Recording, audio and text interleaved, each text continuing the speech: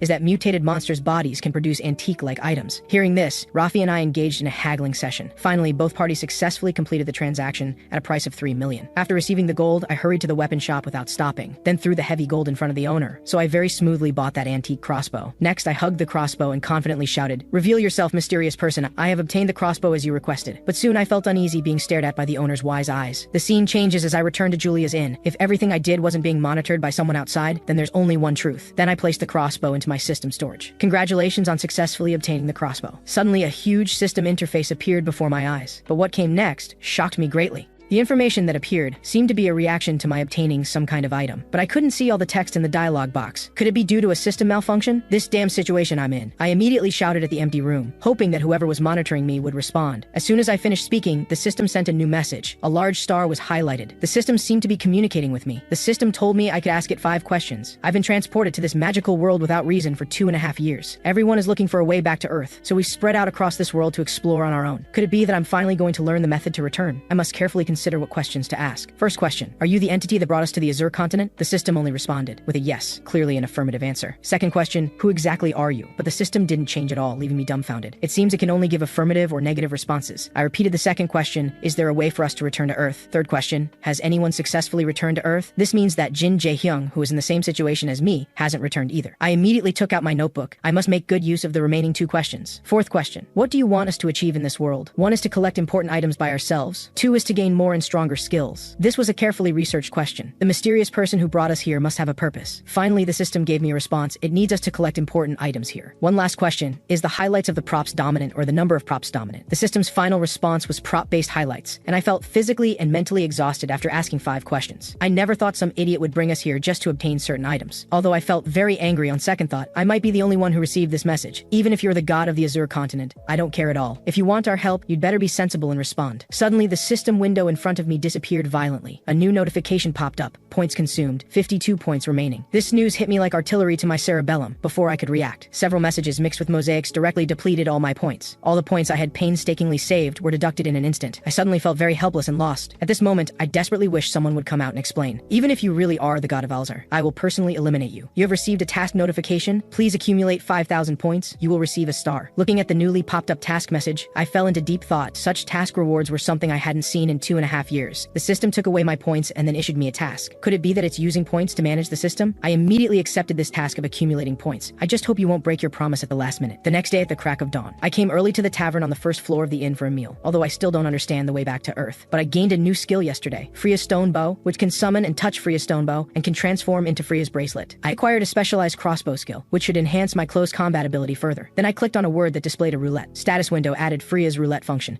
consuming 50 points each time. 5 free roulette tickets have been distributed. I was surprised that the crossbow even came with a roulette function. I immediately used the 5 free roulette tickets without hesitation, as a huge roulette appeared on the screen and kept changing. With a ding sound, the roulette stopped changing. Roulette ended. I got 2 points of additional damage and 1 point of attack speed bonus for the crossbow, plus 2 equipment skills, namely Freya's affinity pouch and another skill. It seems this roulette is a channel for bonuses and skill additions exclusive to this weapon, and soul determination is an important indicator for obtaining increased scores. Just then a figure pushed open the door and walked down. It was Jin Haozheng, who was also from Earth. I immediately called out to him. I had to share this important message with him. What the fuck? Jin Haozheng was extremely shocked after hearing my account. He could never have imagined that they were forced to come to this world just to help someone earn points. Although very unwilling to become someone else's slave, what's more important is, he now finally has a way to return to the Earth world he's been thinking about. I quickly stopped Jin Haozheng's crazy behavior, telling him that what matters most now is finding ways to earn points. First, my method of earning points is to heal wounds for others. Obviously, healing my own wounds doesn't earn points, so I can only continuously heal others' wounds. Therefore, I still need someone I particularly trust to be my assistant. This person can only be you, Jin Haozheng. It's impossible to complete the 5,000 point task in a short time with just me alone. I must find Jin Haozheng to be my assistant. After hearing my words, Jin Haozheng fell into contemplation. Although everyone is an earthling in a foreign land, Jin Haozheng still decisively accepted my invitation. This was an answer I had anticipated, but what I hadn't anticipated was, Jin Haozheng was about to raise a sharp dagger toward his own palm before I could react. Jin Haozheng had already successfully stabbed through his own palm. He was painfully begging me to treat his palm so we could earn points, right? After hearing this, I coldly denied his idea. For self-inflicted injuries, my treatment couldn't earn points. Soon after bandaging Jin Haozheng's palm, he learned that my plan was to heal companions through hunting monsters. At the same time, we also came to the Adventurers Association, planning to take on some monster hunting commissions there. But the receptionist was very surprised at my arrival. In her eyes, I was someone who didn't follow rules. The scene of me asking the client to modify the order last time was still vivid in her mind. She didn't expect this man to come here again so soon. Naturally, we two didn't know the receptionist's inner thoughts at this time, so we went straight to the commission bulletin board. Several similar notices filled the commission board. All destinations were consistently the Beloto Mountains. It seems that would be our first target. Just then, a voice from behind startled us both. The front desk staff told us that it's now the peak period for monster appearances in the Beloto Mountains, for which they've issued many monster clearing commissions and established an adventurer base camp there. After hearing this, I decisively took on the commission. The place we wanted to go to was the Beloto Mountains. Seeing the goal achieved, the receptionist secretly rejoiced, then swiftly confirmed the commission content with me. The scene changes and we've arrived at the adventurer camp on the hillside of the Beloto Mountains. The base camp will reward you based on the number of monsters you eliminate and commissions you complete. Once you leave the camp, you'll encounter extremely ferocious monster attacks. All adventurers can only fend for themselves. But at this time, Jin Haozheng and I were completely unworried. I'm a close combat priest with self-protection abilities. Just after leaving the camp, we encountered the first wave of monsters. It was a group of iron moles with armor-like bodies. I immediately summoned my newly acquired weapon, Freya's stone crossbow. You have used Freya's affinity pouch skill. Then the crossbow began to automatically load stone arrows. With just one stone arrow fired, several iron moles were immediately pierced through. This was all thanks to the crossbow's built-in affinity pouch skill. Otherwise, I'd have to carry stone arrows everywhere. Just as I was feeling proud, a mole emerged from beneath my feet. Only after Jin Haozheng's warning did I react. But obviously, I didn't have time and space to avoid the mole's iron claws. At this critical moment, Jin Haozheng flashed over to help me block this attack. It seemed he was not lightly injured. Freya's affinity pouch skill used, you have loaded a bottle of strength potion into the stone crossbow. I immediately shot 4 arrows into Jin Haozheng's back. Before Jin Haozheng could speak, I explained this was a magic potion sword that could enhance effects. After this interlude, Jin Haozheng and I went all out. In no time, we completely defeated all the iron moles here. We spent quite some effort collecting all the mole corpses, because this was our best evidence for exchanging resources. Seeing the two of us defeat the fierce mole group in half a day, the association staff was also scared into a cold sweat. The adventurers present also cast strange glances at us. But soon someone spoke in mockery. If these two are so strong, why can't they afford the cost of healing? This made Jin Haozheng very angry. Soon the two of us had prepared dinner. Although Jin Haozheng also had great faith in my healing techniques, he was really upset about others mocking us like that. Knowing I couldn't display flashy healing effects, I advised Jin Haozheng there was no need to bother with others. And most importantly, I had already sensed that business was coming. Hearing me say this, Jin Haozheng put down his chopsticks. Just as I said, in the distance, several people were limping toward the base camp and were loudly calling for healers to save them. Seeing the injured patients returning to the base camp increasing in the evening, Jin Haozheng quickly urged me to go earn some extra money, but I wasn't in a hurry at all because I was looking for a different kind of patient. Suddenly a scream spread throughout the base camp. An adventurer with seemingly severe injuries was painfully lying on the ground, yet the priest beside him was helpless. At this time I approached and asked, why not let me try? Seeing that the person who came was the 2 people he mocked in the afternoon. At that time he had even mocked that they couldn't afford to hire a healer for treatment. But I didn't care about this. I knew that priests could only heal external injuries, and if they encountered poison or bone displacement, their healing wouldn't work at all and might even bring negative healing effects. I immediately activated my observation eye skill. I quickly discovered that the patient had a corrupted toxic paralysis abnormal state, and his body was covered with wounds from wild animal bites. He was bleeding, but had recovered a little bit compared to before. At this time, Jin Haozheng quickly asked me if I had any new findings. I told everyone that the patient's arm wounds were caused by wild animal bites. Judging from the stiffness of the arm, he had also experienced paralysis before. From this, Jin Haozheng analyzed that if paralysis symptoms appeared, it should be a bite from the hounds of Beloto Mountain. While the priest believed I was talking nonsense, he thought poison wouldn't cause such symptoms in the patient. I ignored the priest's remarks and directly took out a dagger intending to cut open the patient's wound again. The wound site immediately showed signs of decay, but my next operation might be even more outrageous. I directly summoned Freya's crossbow and aimed it at the patient lying on the ground. This scared all the onlookers. If it weren't for Jin Haozheng standing in front, I might have been directly dragged away as a lunatic. To inject medicine to different body parts quickly, this was the most efficient method I could think of. I activated the air skill, able to freely brew potions of different attributes. Then I shot 5 stone arrows made of wind attribute potion at the patient. The onlookers were so frightened they turned away, not daring to look. They thought I was harming lives in the name of treatment. But as the potions began to take effect, the wounds began to heal continuously. All the patient's injuries were recovering at a visibly rapid pace. The one who felt this change most deeply was naturally the priest himself. He couldn't understand why a weapon meant for killing could actually heal people. It was then that I murmured an explanation. The weakness of the Beloto mountain hounds is the air attribute. The toxins they carry would naturally be affected by air. At this point, Jin Haozheng realized. He pointed at the priest and loudly scolded, "It was you, this murderer, who healed the patient's wounds, blocking air circulation, which led to his worsening condition." I didn't contradict Jin Haozheng's words. If the priest had thought before using healing skills, this wouldn't have aggravated the patient's condition. Jin Haozheng's and my words directly made the priest too ashamed to face anyone. He could only hurriedly flee amid Jin Haozheng's mockery. Soon, I had finished bandaging the patient's wounds. I told him he would need to rest his body for another day before he could move freely. But at this point, Jin Haozheng raised another question. "This patient lying alone here late at night, isn't that strange?" Hearing this, the patient on the ground explained that he got separated from his companions because of an attack. Suddenly, he belatedly realized, could he be the only one in the squad who survived? If it weren't for dozens of hounds suddenly running out, they wouldn't have scattered and fled. This news inadvertently made us think of something. Normally, monsters don't gather in one place at the same time. There's only one situation. That is when a rare monster appears. We immediately set off without delay. I just hoped that when we arrived there, someone would still be alive. Suddenly, a cry of alarm interrupted our train of thought. Jin Haozheng hurriedly shone the searchlight forward. Several hounds were fiercely pouncing on a lone adventurer. I swiftly summoned the stone crossbow and fired wind attribute stone arrows. Several hounds in midair were precisely hit by the stone arrows. Fortunately, we arrived in time, thus saving a lone adventurer. But on the other side, Jin Haozheng discovered a harmful fact. There were many human remains piled up here. The signs of decay on them were very obvious. It seemed they had been dead for some time. But Jin Haozheng knew that the habit of hounds is not to pile up and consume dead objects. Could there be something else to this? Then there's only one possibility. A rare monster has appeared here. The Beloto hound that damages everything. Seeing this, I quickly told Jin Haozheng not to panic. But before we could react, the ferocious Beloto hound sent an attack signal towards us. Suddenly, a large group of bright red hounds came at us. This thoroughly frightened that lone adventurer. At this moment, a man descended like a god, with his agile figure blocking all those hounds in front. But before Jin Haozheng could catch his breath, a hound seized his blind spot and pounced on him. Seeing this, I shouted for him to duck down. Then I activated Freya's affinity pouch skill. In an instant, stone arrows made of wind potion were loaded. In the moment of crisis, I successfully saved Jin Haozheng. Having escaped danger, Jin Haozheng was about to thank me. However, a similar scene played out again. Several wind attribute stone arrows were shot into his body. I slowly explained to him that this was just a preventive measure for Jin Haozheng. I knew that in the near future, my prevention would take effect. Jin Haozheng was caught by a hound again. However, this time it was the biting hound that was injured. It probably couldn't understand until death why this human scent was so disgusting. Under the effect of the wind attribute potion, Jin Haozheng's attacks became increasingly powerful. But at this time, I had no time to care about his situation, only because I found that the hound leader had been watching us from the side from the beginning, as if it was waiting for all its companions to die. This couldn't help but give me a bad premonition. After Jin Haozheng eliminated the last hound, sure enough, the hound leader made its move, letting out low growls toward the sky. The continuous howls reached the ears of its dead companions like magic incantations. Shockingly, all the dead hounds stood up at this moment. Could this hound also possess the necromancer's resurrection skill? My earlier premonition was indeed correct. We're in big trouble now. Suddenly, all the revived hounds swarmed toward us. Even if I wanted to attack the hound leader directly, it would be blocked by the other hounds. Seeing this, Jin Haozheng made an important decision. He decided to leave the troublesome hound leader to me. As for the remaining minions, he would take care of them all. Hearing this, I just remembered I hadn't introduced Jin Haozheng's skills to you. His profession is an excellent tank, with a built-in taunt skill that no monster can resist. After Jin Haozheng activated the taunt skill, all the hounds' enmity was attracted to him. Jin Haozheng suddenly ran in another direction. He wanted to create two battlefields here, to give me space to deal with the hound leader. Now only this hound zombie leader was left before me. I remember a collection-loving friend, Raphael, told me, every rare monster has its specific place that provides energy. Just find that weakness and you can defeat it in one strike. Thinking of this, I immediately activated the observation eye skill. In just 2 seconds, I found the weakness of the hound zombie in the nape of its neck. Next, I just needed to aim at its lower jaw. I should be able to successfully shatter its weakness. To ensure success, I summoned Freya's stone crossbow. But just as I was making wind attribute stone arrows, an extremely fast figure pounced out from a nearby bush. It suddenly bit hard on my forearm. The intense pain in this unexpected situation made my mind go blank. Unsurprisingly, my attack was interrupted, and my arm was also bitten off. I hadn't expected that a rare level monster would also have such a despicable ambush tactic. While I was in a daze, the zombie hound leader had already come to my front. Strong survival instinct made me pull myself together, just when everyone thought I would fall because of this. Don't forget that Freya's stone crossbow can be summoned by me at will. At this critical moment, my left hand hidden behind summoned Freya's stone crossbow, then fired a shot directly into the zombie hound leader's mouth at close range. In the last moment of its life, the zombie hound leader couldn't have imagined. This human scheme was even more despicable and shameless than his. The entire forest fell into silence. I hastily used the stop bleeding skill on my forearm. The adventurer beside me had already picked up my severed arm and was walking towards me. In conversation, I learned that he was also a healer, but I declined his healing suggestion and asked the adventurer to first check on the injured person on the other side. On the other side, Jin Haozheng was making weak calls for help. Following the sound, I came to a place not far away. Finding that Jin Haozheng had already eliminated all the hounds, it seemed his body was also not seriously injured. I then showed him my severed arm, telling him my injury was much worse than his. Then I pulled Jin Haozheng, preparing to return returned to the camp. As for the appearance of undead monsters here, let's leave it to the priests of the Riverside Church to handle. Soon we returned to the adventurer camp. I immediately cleaned my severed arm. I needed to reattach the arm as soon as possible. With the enhancement of exquisite sewing technique skills, my arm regained vitality once again. Jin Haozhang asked me why I didn't let that adventurer healer treat my arm. I slowly said, because in this Alzar continent, only I have this sewing technique. Suddenly a voice came from outside the tent. A Visero staff member told me that priests from the Riverside Church had arrived at the camp. I put on my clothes and walked out of the tent. I wanted to properly meet this renowned priest. Kaniel Priest is the head of the Riverside Church, belonging to the Back Village branch. After a brief greeting, I stated my name. Unexpectedly, the priests nearby, who heard my name, all had strange expressions and began to whisper. Seeing this, Kaniel Priest abruptly interrupted others' unreasonable behavior, then explained to me that they had heard of my reputation. Hearing this, I guessed it must be about me stealing Priest Shuyi's job, who is one of the high-ranking priests in the church. Without much small talk, I led the church priests to where the hounds appeared, corpses piled everywhere emitting an unsettling aura. Everyone who saw this was scared into a cold sweat, but Kaniel, worthy of being the church head, immediately arranged personnel to check and handle the black magic and corpses here. He even arranged a team to burn the repeatedly dying hounds. As the priests lit holy flames on the zombie hounds, the black magic within them seemed to be purified and dispersed with the wind. After handling everything, Kaniel made a request. He wanted to see the true appearance of the zombie hound leader with his own eyes. This is the true appearance of the hound leader. After seeing the leader's condition, Kaniel made another request. He wanted me to hand over the leader's corpse to the church for full processing. This way they could investigate the cause of the black magic. Kaniel told me they wouldn't take these without compensation, then opened an exquisitely packaged item. Kaniel told me this was holy water made by the Riverside Church, also known as the Holy Water of Dawn. Upon hearing this name, Vasero suddenly became very nervous. I quickly asked him about the value of this item. Vasero told me that the Holy Water of Dawn was created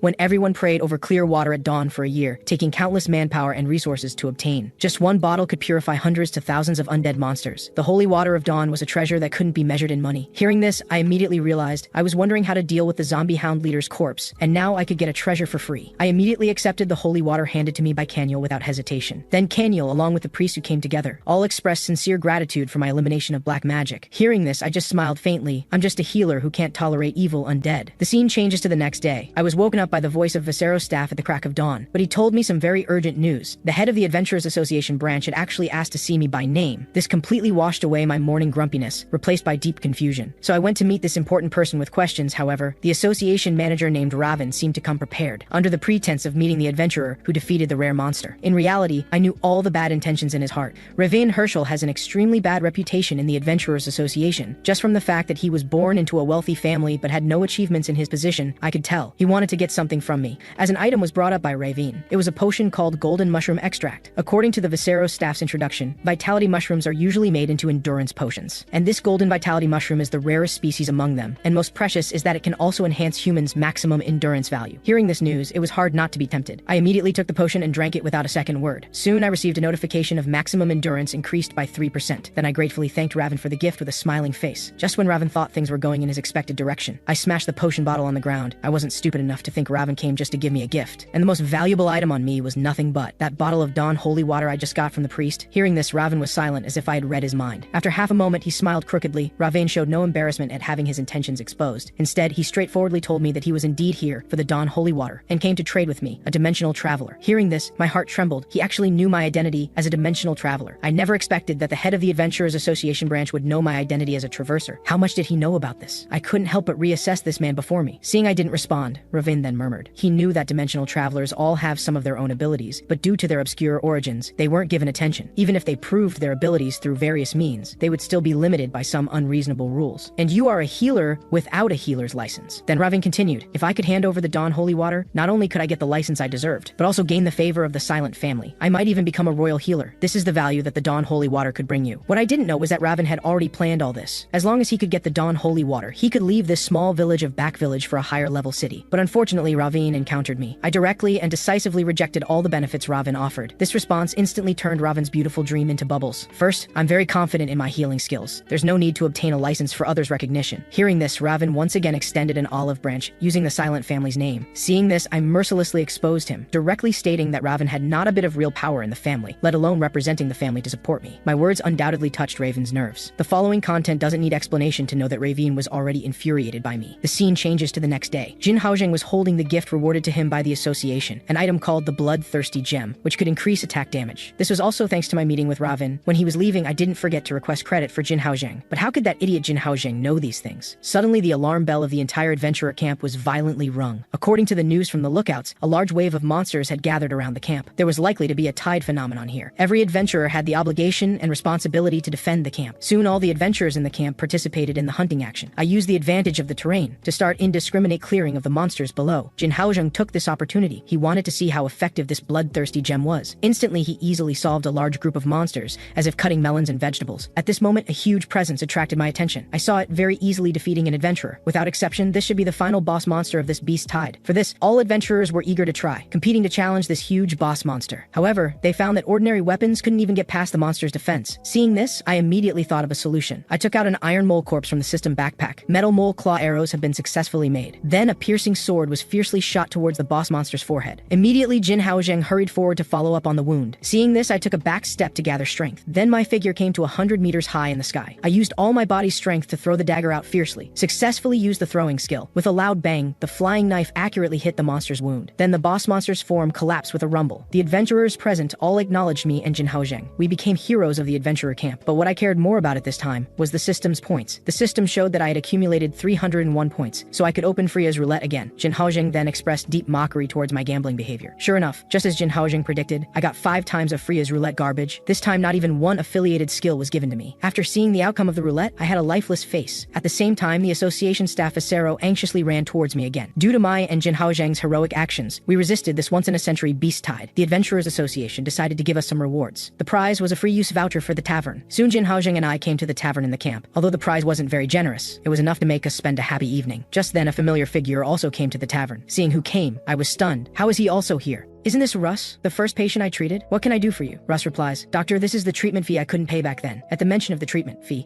I suddenly remembered that Russ had pawned a sword with me, so I hurriedly retrieved the treasured sword that had accompanied him for years and return it to Russ. The moment he gets the sword back, Russ feels completely transformed. He hugs the blade and starts crying, completely oblivious to the strange looks Jin Haozheng and I are giving him. We then chat casually for a bit. During the conversation, Russ pulls out a quest form and extends a party invitation. A few days ago, a dungeon portal appeared near Hinda village. It can be cleared in 3 days. My cousin wanted me to join her party, but I need to repay my loan right now and simply cannot go. So I'd like to give this opportunity to you. Please look after my sister when the time comes. I have no problem with that, and Jin Haozheng agrees as well. 3 days later, we arrive at the meeting point to rendezvous with Russ's sister, Tina. Joining us are Locke the fighter, Zule the mage, Shishiata the priest, and Yai the rogue. This Yai fellow seems cheerful and refined in appearance. The others, on the other hand, all seem a bit temperamental, as if they owe someone money. But now is not the time to dwell on this. After getting acquainted with each other, we immediately enter the dungeon. Seconds later, everyone is teleported to a dark and terrifying ruin. Zule immediately uses light magic to illuminate the entire corridor. I take the opportunity to observe our surroundings. Traces of corrosion are everywhere, and since this ruin is underground, it cannot possibly be corrosion from air and water. Could it be caused by dark mana? But Lak and Jixiata, who possess holy power, sense nothing abnormal. Perhaps I'm overthinking. Suddenly, a buzzing sound erupts in our ears. Sacred beetles are attacking. Fortunately, their level is not very high. Everyone can handle them with ease, but their sheer numbers overwhelm us, and soon we are completely surrounded. Seeing this, I have Jiule prepare her wind magic while I pull out a mint potion. I immediately use my spray skill to dilute it into gas form, then combine it with Jiule's wind magic to spread it. This combo move quickly wipes out all the sacred beetles. Everyone stares in stunned silence. Can't blame them though. My moves are just too slick. At this moment, Yai pulls out 6 large mana recovery potions. This sense of incongruity puzzles me. Giving away such expensive items so easily? However, I don't pay it too much mind. I'll certainly accept them, but whether I drink them is another matter entirely. After all, one must always be cautious. Even if they're poisoned, I can save them to poison someone else. We continue forward and soon encounter a fork in the path. Almost simultaneously, Lak and Jixiata shudder. Jixiata says there is strong dark mana on the left path. Yai sounds confused. Could it be a trap? Then let's take the right path. Before he finishes, I interrupt. We need to take the left path. Hearing this, Lak becomes furious. He grabs my collar and demands loudly, "You bastard, are you trying to get us killed?" Seeing this, Jin Haozheng and Tina hurry to intervene, but it's useless. Jixiata and Jiule also express their unwillingness to take that path, so we part ways right there. I'm not surprised that Tina doesn't follow them. But Yai, are you sure it's alright not to go with them? Yai smiles faintly. Healer, I trust you more. On the other side, Locke and the others are still complaining about what just happened. They remain convinced they are right, but soon, a dark barrier spell shatters their illusion. By the time the 3 react, it's too late. Jixiata's calf is pierced clean through. Lak tries to use healing light to treat her, but the wound only worsens. This is a curse that only a priest can dispel. Just as everyone is at a loss for what to do, my voice echoes from afar. Didn't I tell you not to take that path? Lak is shocked to see the 4 of us returning. Tina examines the magic circle. This is a sealing formation, but the seal has been broken. This information startles me slightly. A trap specifically targeting priests? Before I can think further, Lak rushes over demanding I treat Jixiata. I laugh disdainfully. Why should I? You ignored your teammates' opinions and acted unilaterally. Though Locke is dissatisfied, seeing Xixiata in agony, he finally kneels and apologizes, begging me to treat her. I smile faintly. I really am quite the villain. I immediately use control bleeding to stop the bleeding, then pull out the potent holy water priest Kanyil gave me. One drop can break all evil curses. Next, I just need to stitch the wound. Sometime later, Jin Haozheng walks over carrying the newly treated Xixiata on his back. Everyone is shocked at the sight. Locke even cries while thanking me for saving Xixiata. Only Yai watches me with a strange expression, lost in thought. We continue onward and soon arrive at the boss room. To better handle the boss, Locke specifically tells everyone to focus before forcefully pushing open the door. As the door opens, a ram-headed monster appears before everyone's eyes. The aura emanating from the monster sends chills down everyone's spines. Even their breathing becomes labored. But the next second, a sharp arrow pierces straight through the boss's body. Just like that, the ram-headed boss is killed instantly upon appearance. Everyone is dumbfounded. What just happened? The boss was one-shotted? That's right. This arrow is my Dawn's holy water arrow made from Dawn's holy water. Jin Haozheng mutters quietly. Dr. Jiang, why use your ultimate move right at the start? I reply calmly. Saving your ultimate for the end is what's abnormal. With that, I use my retrieval skill to recover the holy water arrow into my inventory. After a long moment, everyone finally recovers from their shock. Since the boss is dead, the dungeon will disappear soon. We need to loot quickly, so we decide to split up. Before long, Tina discovers an altar first. There is much fresh blood on it. Many people appear to have been sacrificed here. I examine it carefully and spot a hidden black wooden box. Just as I'm about to open it, a massive summoning circle lights up around us. Looking closely, countless undead creatures suddenly burst forth. Seeing this, Locke urgently tells everyone to prepare for counterattack. Fortunately, these undead creatures are all low level and are soon defeated. But I notice something wrong. Logically, undead creatures should not be able to move after the boss dies. Suddenly, something occurs to me. I quickly turn and head to the boss's corpse. After searching, there is indeed no gore. This proves this is not the boss, merely an empty shell. Just as I'm about to tell Jin Haozheng this discovery, he suddenly collapses without warning. I glance down. Everyone is passed out. This means the boss is very likely among us. After thinking, I summon stamina arrows and shoot one at each person. The others show no reaction, but only Yai deflects the arrow. This indicates Yai is very likely the boss. Yai, I apologize for shooting you suddenly, but this is just a stamina arrow that restores endurance. I just wanted to test something. I didn't expect you to wake up so quickly. Yai counters. Aren't you awake too? By that logic, you are also suspicious. What a clever way to turn the tables.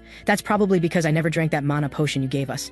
With that, I swiftly attack. Yai is caught off guard and hastily blocks with his dagger, but my target is not his head. It's the bandage on his dagger concealing dark mana. Seeing he is exposed, Yai stops pretending and reveals his true form. This scene leaves me stunned. It's definitely the boss. But what does apostle of the forgotten god mean? Before I can ponder further, Yai launches an instant attack with a sword thrust. Fortunately, I react quickly, or this strike would have cost me dearly. Having his attack blocked, Yai grows increasingly frenzied. He decisively slashes his own palm and uses the blood to draw a magic circle. In an instant, a mass of dark magic surrounds me completely. However, it seems to have no effect on me, because the item I just found beneath the altar can actually grant magic immunity. The moment Yai sees this orb, he panics. His expression becomes terrifying as he shouts, "Release Lord Kilkarasutai's sacred orb." I see. This really is a divine sacred relic. Then I'm afraid I cannot let it go. At these words, Yai erupts in fury. Are you kidding me? With that, he lunges forward again. His attacks grow increasingly frenzied, like a berserker in rage mode. This barrage of attacks actually leaves me somewhat overwhelmed. Seeing this, I decisively throw the orb into the air. When Yai reaches to catch it, I use my mana thread to hook it back. Then I use Freya's stone crossbow to fire several consecutive arrows. The bolts precisely hit Yai's head, but cause little damage. Instead, they only enrage him further. He raises his hand and summons black thorns, wrapping himself up. Anyone can see he is trying to stall for time to recover. But how could I let him have his way? I decisively use incision to cut through all the black thorns, then fire an arrow. Dazzling light immediately radiates all around. As the light fades, Yai's body is utterly devastated with several blades piercing him. Even so, he still mutters about the orb. At this moment, Yai lifts his head and smiles eerily. Lord Kilkarasutai says she senses an indescribable power protecting you. It seems you and I are the same kind of person. Hearing this, my expression turns cold. I don't believe in gods, but I did obtain some extraordinary power. That's all there is to it. Yai smiles faintly. Ha ha ha. I believe you will also become infinitely hungry for this power. With that, his eyes go dark and he crashes heavily to the ground, motionless. On the other side, the knocked out group gradually awakens. They think they triggered some trap, but when they turn around, they see Yai lying motionless on the ground, with me standing by the corpse. I smile helplessly and explain what happened. After some time, everyone stares at Yai's corpse in disbelief, but they choose to believe me. After all, dark mana does emanate from his body. To be safe, I have Jiulei quickly draw a teleportation circle. She readily agrees. As I turn around, I notice Priest Xixiata with a worried expression. She seems to want to pray for the corpse, but she is too introverted, so I simply ask if I can help. Xixiata expresses hope that everyone can pray together. We don't refuse. We all participate in the prayer, except for Jiulei, who is drawing the formation. Just as the prayer ends, the system announces an achievement, completely unexpected. From Jin Haozheng's expression,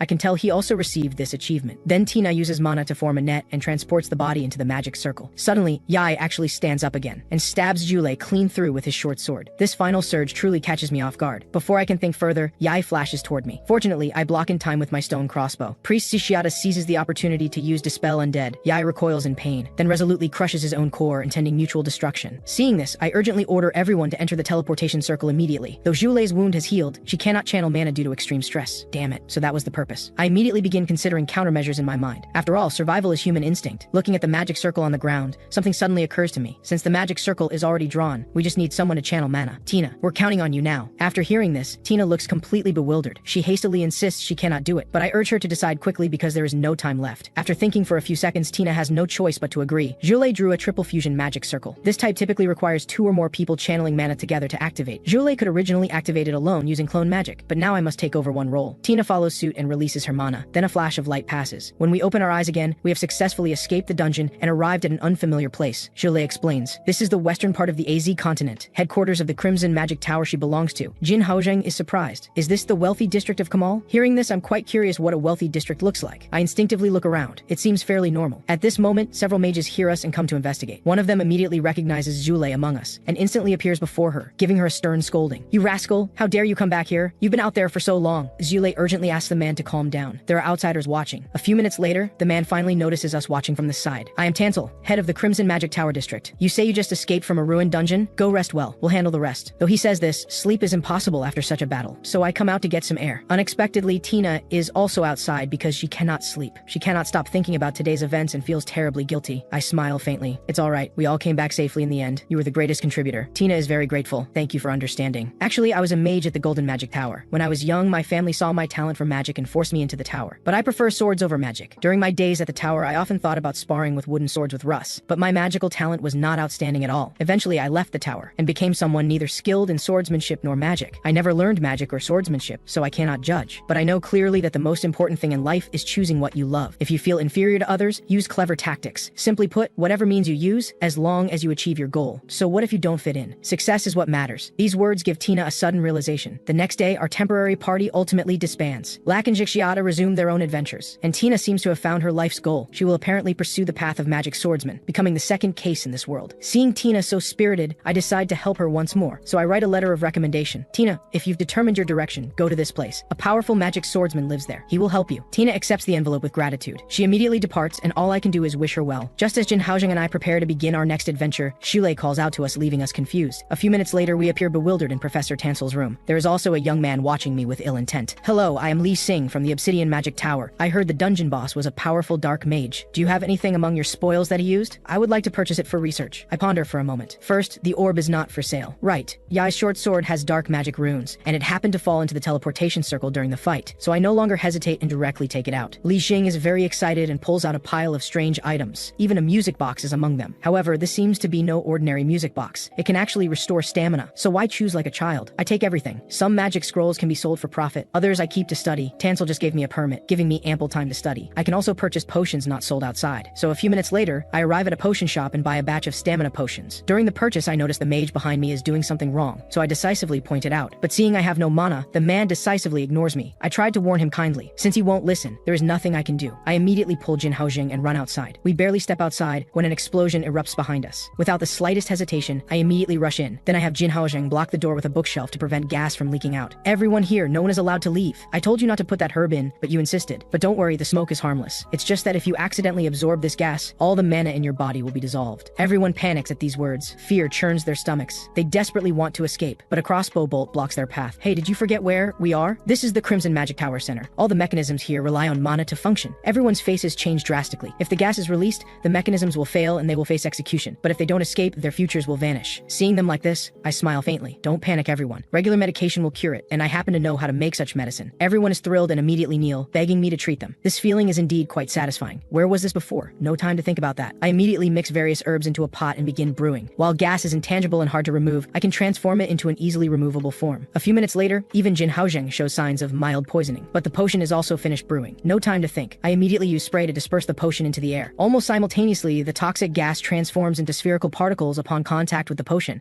so everyone begins collecting the spheres. During this time, I also finish preparing the antidote for them. The man from earlier voices his confusion. Dr. Jiang, you said I mistakenly used aromatic herb, right? But I clearly used scent-absorbing herb. How strange. Why would the tower's cultivation room have this herb? My expression changes at these words. I can only hope it's not what I'm thinking. If it's true, the tower will face an unprecedented crisis. With that, I hurry to find Professor Tansel, but Professor Tansel is stuck in a meeting. He can only have Zhulei take Jin Haozheng and me to check the herb cultivation room. A few minutes later, we rush to the herb cultivation room and discover the door penetrated by plants. Opening the door, the plants inside have already grown into towering trees. The magic circles regulating temperature and humidity are destroyed. The mana concentration concentration is absurdly high. Suddenly, a plant root lashes out like a whip. Fortunately, I react quickly and pull Jin Haozheng away. Looking closely, it's actually a plant-type monster, and an extremely difficult regenerative plant at that. I immediately load stone arrows and attack, but it regenerates. However, this reveals some details. Its regeneration speed varies. The vines Yulei cut regenerate faster. This creature apparently regenerates by absorbing mana. I smile faintly. That's convenient. I just made the antidote recently. The next second, an aromatic herb gel projectile shoots straight into the monster's body. The monster struggles briefly and collapses. Now to deal with the rampaging magic circle. This magic circle is severely clogged and seems about to explode any second. So I ask Yulei if there's a way to stop mana from flowing in. Yulei is horrified. I'm just a junior mage. How would I know these things? We should escape quickly. I glance at the magic circle, thinking escape is futile. At this rate, everything nearby will be annihilated when it explodes. We must find a solution. So I immediately use observational eye to see what's wrong. I actually discover a connection issue. Perhaps I cannot solve this myself, but this orb is a different matter. With that, I no longer hesitate. Using throw skill, I hit the bullseye precisely. The magic circle immediately glows red. The light lasts a few seconds, then fades. Then I turn and grin. Nailed it again. Then Yulei urgently contacts Tansel. Professor, with this happening, there must be a problem at the mana core zone. Please allow us to investigate. Tansel shakes his head. Although I'm the district head, that area is not under my jurisdiction, so we must find one of the Crimson Magic Tower's Vice Tower Masters, Lord Haibei. So we hurry to the Vice Tower Master's office. After a few minutes of discussion, the Vice Tower Master still doesn't believe us and angrily accuses us of nonsense. In reality, he just fears losing his chance to become Tower Master.